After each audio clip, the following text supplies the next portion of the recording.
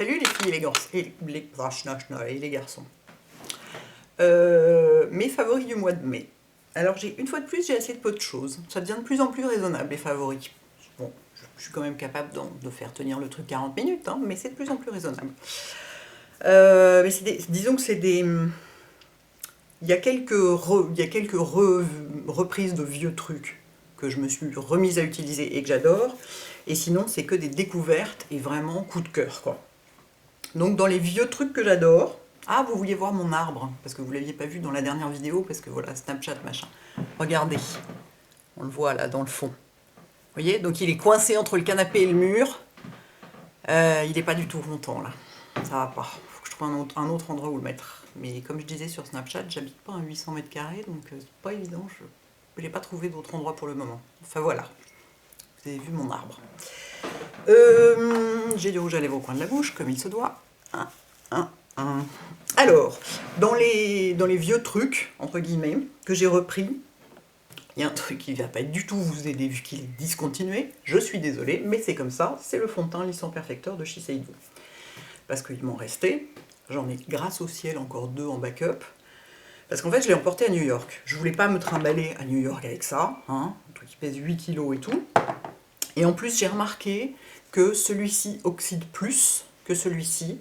Donc il vire au jaune plus facilement. Et je me suis dit que si j'étais à New York, si j'étais fatiguée, tout ça et tout, j'avais vraiment pas besoin d'avoir en plus le teint jaune. Alors que celui-ci n'oxyde pas, il vire pas de couleur sur moi. Il est plus beige que jaune. Et du coup, il fait le teint plus frais quelque part. Et du coup, je l'ai emporté à New York pour l'utiliser. Et j'ai réalisé que j'avais oublié à quel point j'adorais ce fond de teint. Il est juste... je suis limite de dire que je le préfère au Remarquable. C'est dire. C'est-à-dire qu'il est plus... Il a une espèce de finesse et de légèreté en plus. Il est un peu plus soyeux. Il n'a pas le côté poudré du Remarquable. Il est... Alors j'en mets 3 tonnes hein, par rapport au Remarquable, où j'en mets une demi-micro-goutte évidemment. Là j'en mets beaucoup plus. En plus on peut le poser avec n'importe quel pinceau, ce qui n'est pas le cas de l'autre. Alors tout ça ne vous aide pas du tout, parce que ça vous donne juste envie d'un truc qu'on ne peut plus trouver en boutique, en tout cas en France. Je sais qu'il y a des pays où on en trouve encore, des duty-free dans certains aéroports où on en trouve encore.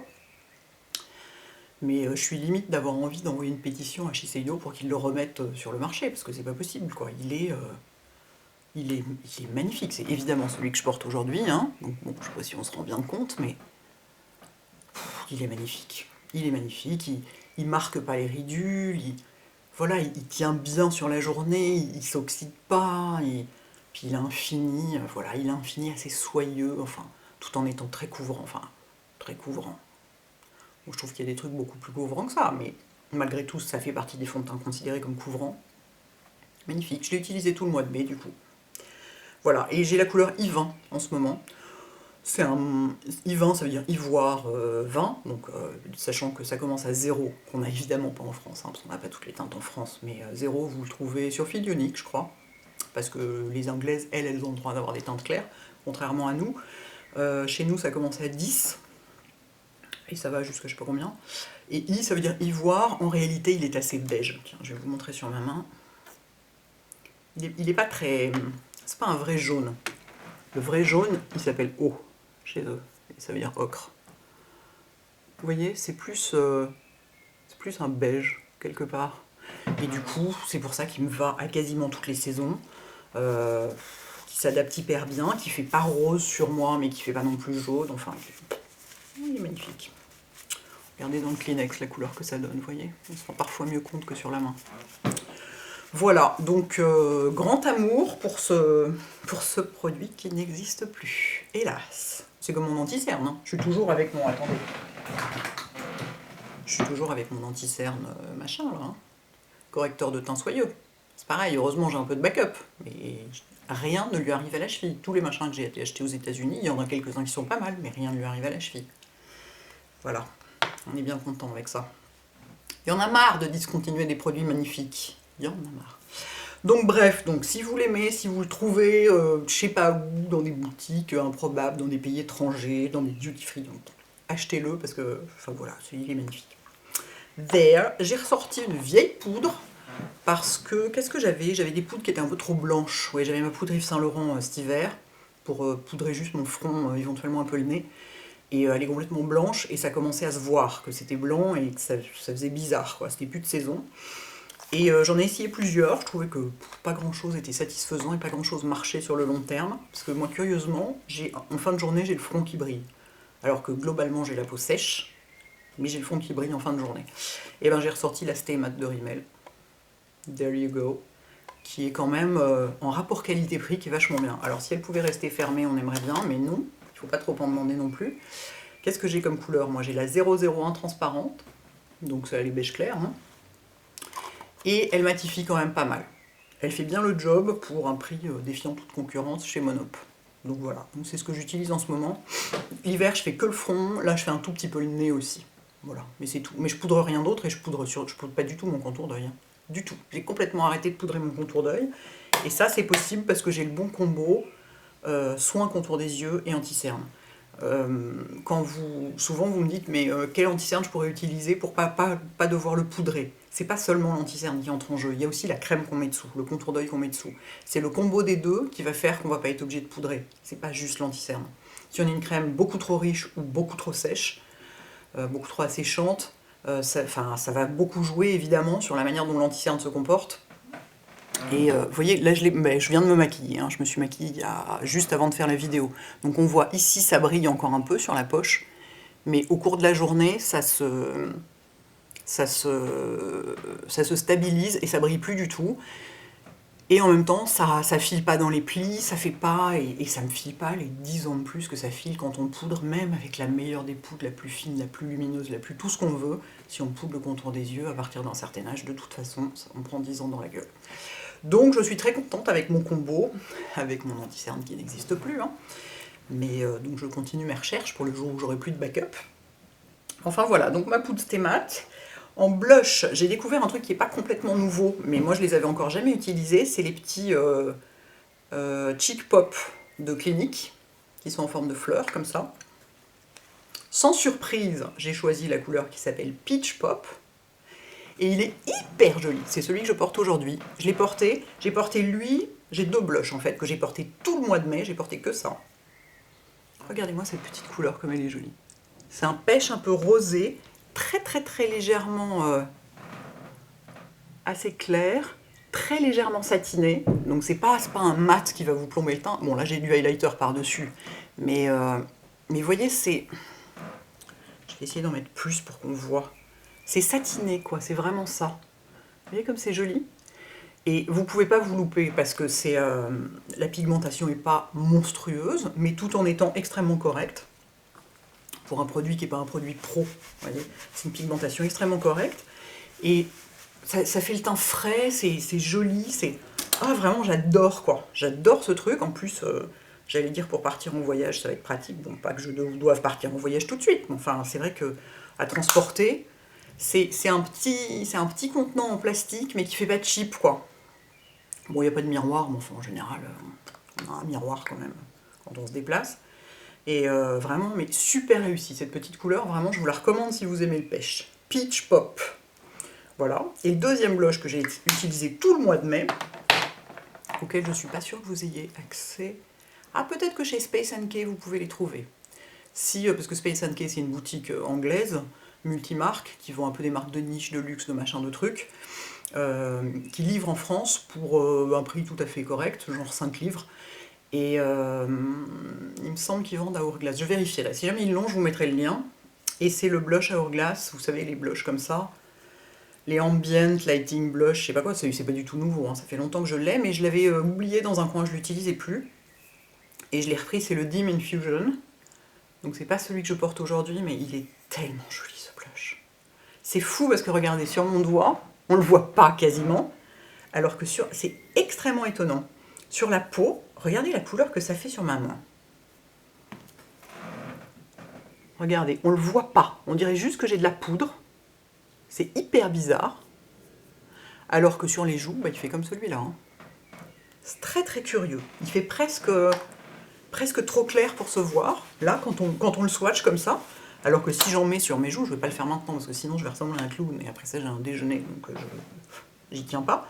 Mais ouais, c'est très bizarre, j'avais pas essayé de le swatcher comme ça, sur mes mains, parce qu'on le voit pas, on dirait un pêche tellement clair qu'il se voit pas, alors que sur les joues, il se voit tout à fait. Il a exactement le même genre de rendu, de couleur et de fini que celui-ci, que celui de Clinique, quoi.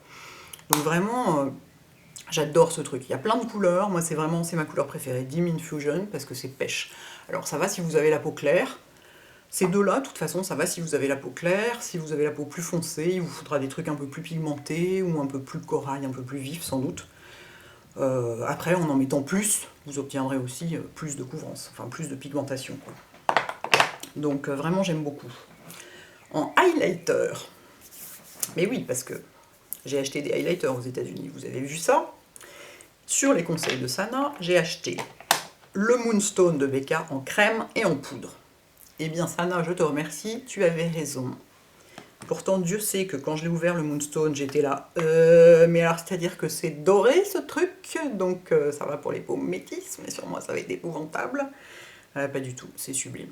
Il est hyper joli, quoi. C'est celui que je porte aujourd'hui. Voilà, il est comme ça. Il est plus doré que le Mary Lou Manizer, tout en étant aussi pigmenté. Et il est vraiment... Regardez-moi ça, comme c'est beau, quoi. Alors moi je le pose avec un... C'est très discret ici parce que je le pose avec un pinceau éventail. Après, si vous le posez avec un pinceau plus dense ou même comme ça en tapotant au doigt, vous pouvez avoir des effets de strobing absolument sublimes. Mais la couleur... Et en fait, la couleur marche très bien sur les peaux claires.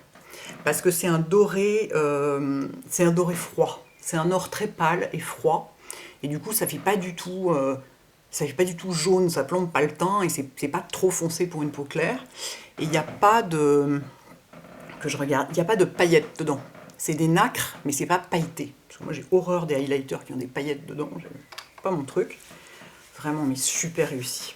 Donc merci Sana, t'avais raison. Effectivement, j'en avais besoin dans ma trousse à maquillage.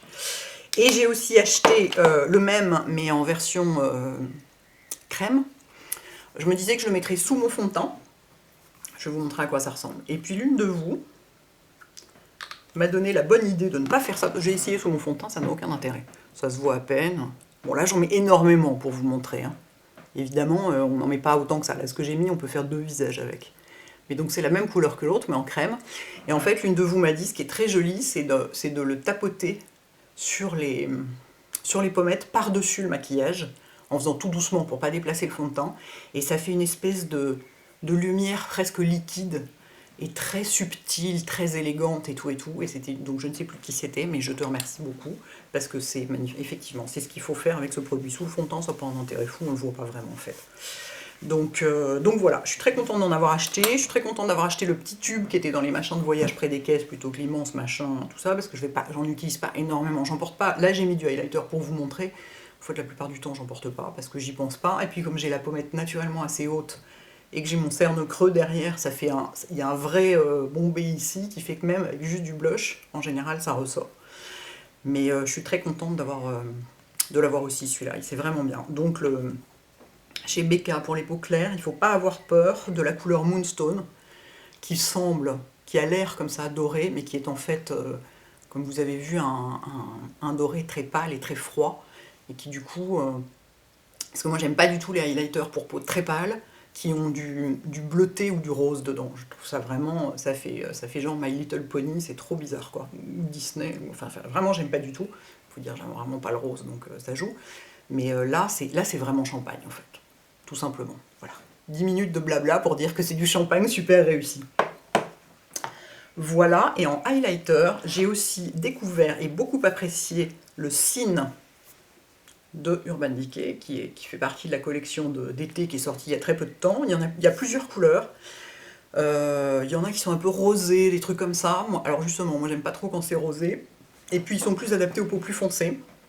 Pour moi, le Scene, c'est vraiment la couleur, il est super joli. Je l'ai beaucoup porté en alternance, enfin beaucoup porté, les jours où je porte de l'highlighter, ce qui n'est pas tous les jours, mais en alternance avec le Moonstone de Becca, parce que c'est un... Je vais vous les swatcher côte à côte.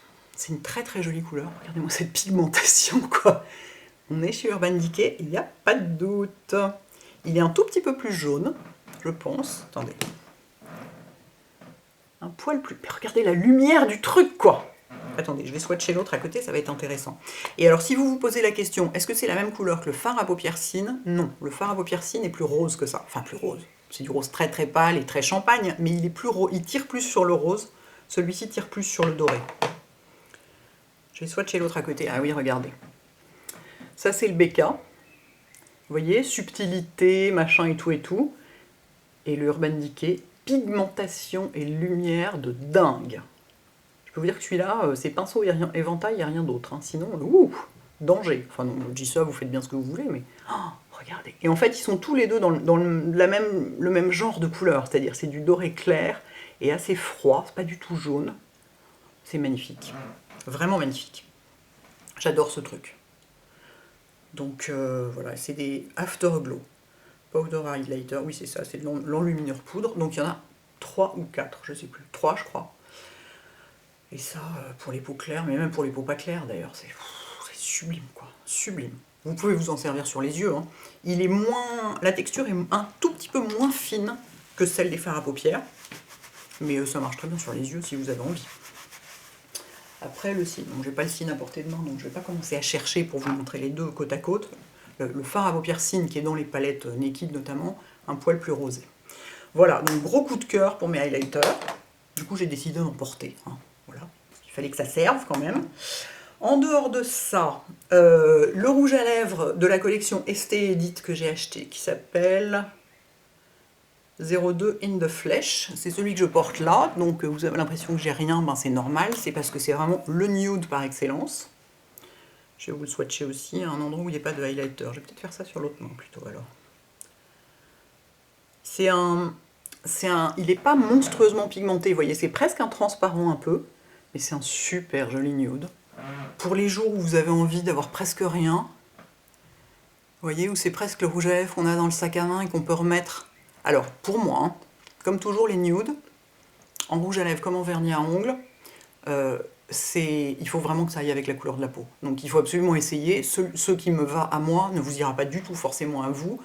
Il va y avoir des sous-tons de peau, le moindre demi-quart de sous-ton peut faire que c'est hyper moche et que ça fait juste malade ou je sais pas quoi, ou jaune. Mais celui-ci, pour moi, il est parfait. Donc, je suis bien contente de l'avoir acheté. Malheureusement, on ne l'aura pas en France. Mais j'ai eu l'impression, j'ai vu un snap de Lily Pebbles où elle montrait toute la collection, donc je pense qu'elle l'a reçu. Donc il est possible que ce soit vendu en Angleterre. Donc si vous vivez en Angleterre ou si vous y allez, faites un tour chez Selfridges ou ailleurs pour demander s'ils ont la collection de The Estée Edit où il y en a plusieurs, des rouges à lèvres, c'est tous des nudes. Moi j'ai pris celui-là, donc c'est le 02. Et vraiment, oui je me rapproche, je zoome pas, parce que si je zoome ça fait des trucs de couleur moche. Vous voyez, il est vraiment, c'est quasiment invisible, j'adore ce genre de couleur. Donc je suis très contente. Qu'est-ce que j'ai d'autre? Je signale que j'ai repris pour mes cils inférieurs. Pour les cils supérieurs, j'ai toujours mon mascara Catrice, je ne le quitte plus. Pour les cils inférieurs, j'ai repris le mascara Clinique, vu que j'en ai acheté 2 à New York. Parce que j'avais le petit Marc Jacobs, qui est là. Qui est très bien, parce que la brosse est absolument minuscule et en même temps assez hyper fine, en même temps assez grande et tout. Mais il est en train de fatiguer, enfin pas de fatiguer, il est en train de s'user un peu et du coup il fait un peu des miettes. Et moi j'ai tout le temps les yeux qui grattent, alors si en plus j'ai des miettes dans les yeux c'est pas possible. Mais c'est surtout qu'il vaut, je sais plus, 23 ou 24 €. Alors que lui, si vous l'achetez dans un endroit normal, donc pas chez Sephora, il coûte 15 €. Chez Clinique il coûte 15 € celui-là. Chez Sephora, il en vaut 22,50 €. Voilà, donc ne l'achetez pas chez Sephora surtout. Vous l'achetez dans un corner Clinique ou sur le stand de Clinique ou sur le stand, sur le site internet de Clinique, etc. Pas chez Sephora. Donc moi je l'ai acheté à New York parce qu'il vaut 10 $ à New York, ce qui fait un peu genre 8 €, donc ça vaut vraiment la peine. Donc si vous allez à New York et que vous adorez ce mascara pour les cils du bas, parce qu'il est vraiment, moi je l'aime vraiment beaucoup, il fait pas de miettes, il file pas, c'est pas un mascara waterproof mais il tient très très bien, d'autant que moi comme je poudre pas du tout sous mes yeux, ça reste un peu gras mon anti-cerne, forcément, et donc mon mascara du bas pourrait se décalquer un peu dessus. Et bien avec celui-là, Ça le fait pas, parce que c'est vraiment, il est top ce produit. Hein. De toute façon, je l'ai depuis qu'il est sorti, je ne sais pas à mon combienième tube j'en suis. Mais voilà, donc je l'ai repris et voilà, je vous signale l'énorme différence de prix entre le site de Sephora, probablement les boutiques, et le site de Clinique. Et probablement les corners. Voilà, est-ce que c'est tout? Non, je voulais quand même vous resignaler l'eau du Sud. J'ai fait un billet sur mon blog dessus, donc je ne vais pas vous en reparler pendant 1000 ans, mais c'est...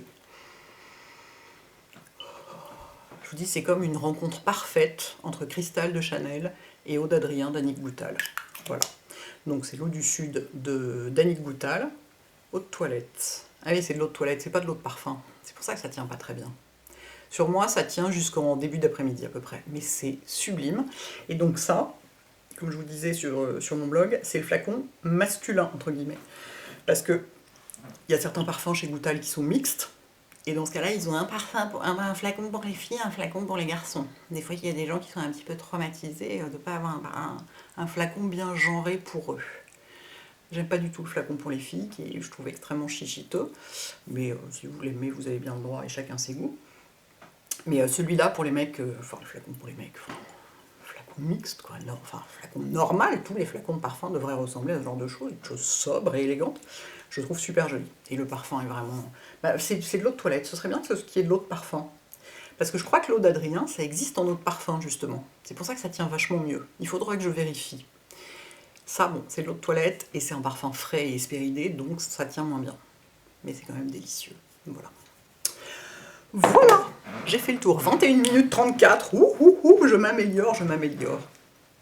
Et bien écoutez, voilà, j'espère que ça vous aura apporté des choses, malgré tous ces produits, soit discontinués, soit qu'on ne trouve pas en Europe, soit tout ça, enfin vachement utile quoi. À bientôt les filles et les garçons. Ciao.